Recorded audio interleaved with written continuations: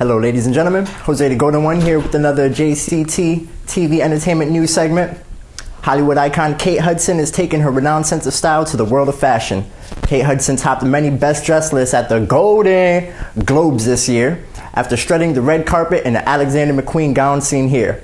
She is currently designing a collection for Ann Taylor, which will introduce her sophisticated yet bold persona to the fashion design world. Kate merged with Ann Taylor last year as the countenance of Taylor's Spring 2012 campaign. The collection, which was set for a May release, was described as a reinterpreted version of Kate's brazen Hollywood flair for everyday occasions. She's working alongside Ann Taylor's creative director, Lisa Axelson, who Kate compliments, stating, "There's a really wonderful connection. I love that Lisa Axelson is designing clothes for real women in the real world today." Acting legend Dustin Hoffman is making his directing debut. Hoffman, now in his late 70s, went behind the camera for Quartet, which premiered at last September's Toronto International Film Festival, opening in a handful of theaters January 11th and expanded to a wider release Friday. The film puts aging British opera divas at a retirement home for musicians who put aside past differences for a reunion concert.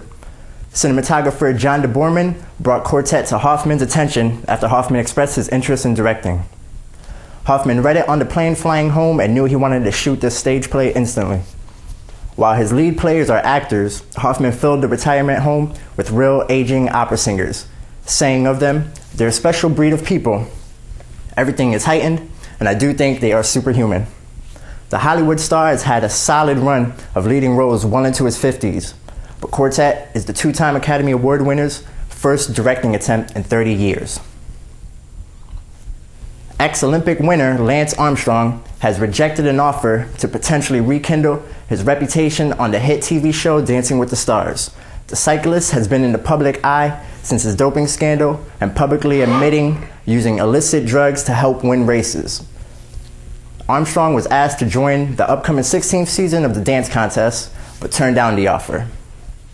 This is the second deny the show has faced after reports of Wild Thing Lindsay Lohan declining a $550,000 paycheck to take part. The new series of the show premieres on March 18th, 2013.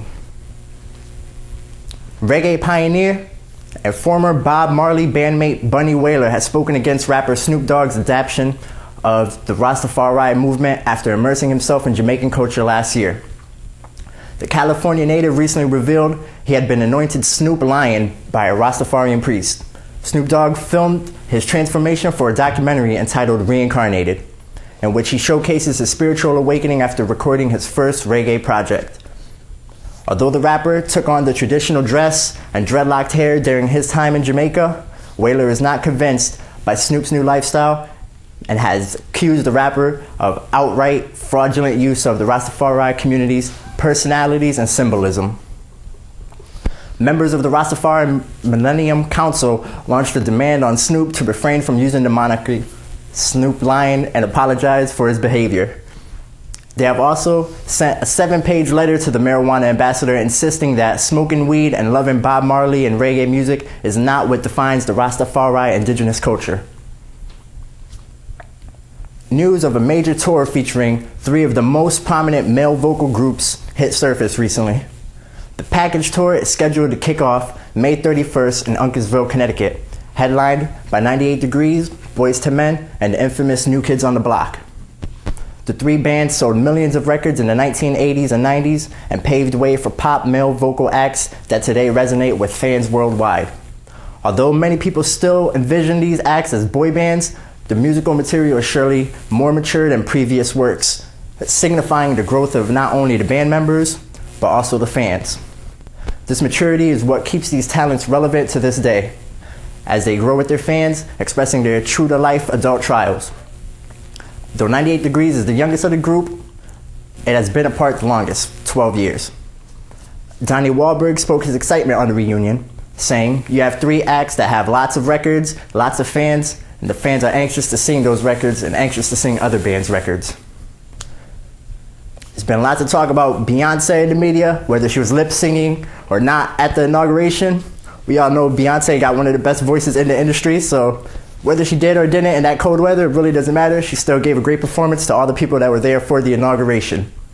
I'm Jose the Golden One. Stay tuned for the Entertainers Roundtable.